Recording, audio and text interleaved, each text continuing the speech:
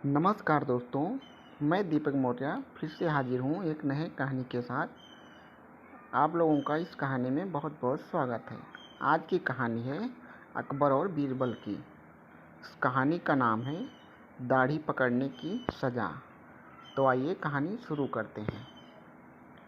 बादशाह अकबर एक दिन दरबार में पधारे और सिंहासन पर विराजमान होते ही उन्होंने दरबारियों से कहा, आज एक शख्स ने दाढ़ी खींची है, कहिए उसे क्या सज़ा दूँ।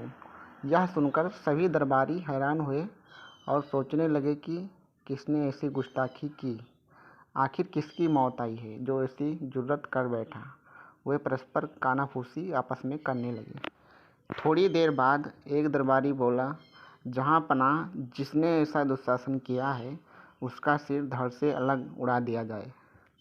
दूसरे दरबारी ने कहा, मेरी राय है जहाँ पनाह की ऐसी गुस्ताखी करने वालों को हाथी के पैरों तले कुचलवा दिया जाए। किसी ने कहा उस पर कोड़े बरसाए जाएं। किसी ने कहा कि उसे जिंदा दीवार में चुनवा दिया जाए। जितने दरबारी उतनी तरह की बातें सुनाने लगे। उनकी बातें सुनकर बादशाह ऊब गए। अंत में उन्होंने बीरबल से कहा, बीरबल, तुम क्या कहते हो?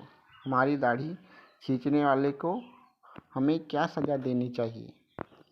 बीरबल मंद मंद मुस्कुराए और बोले, जहाँ पनाह, आप उसे प्यार से मिठाई खिलाइए।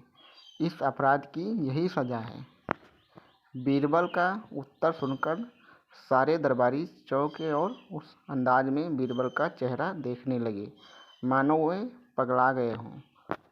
जबकि बीरबल के उत्तर से खुश होकर बादशाह ने कहा, वाह वाह बीरबल, तुम्हारी बात बिल्कुल सही है, लेकिन यह तो बताओ कि मेरी दाढ़ी किसने खींची होगी।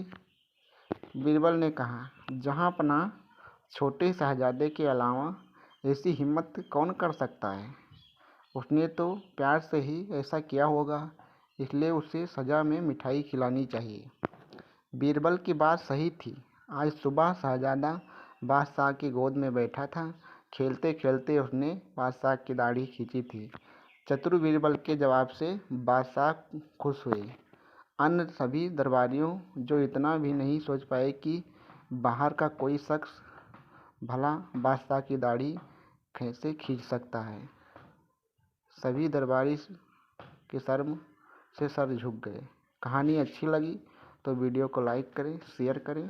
धन्यवाद।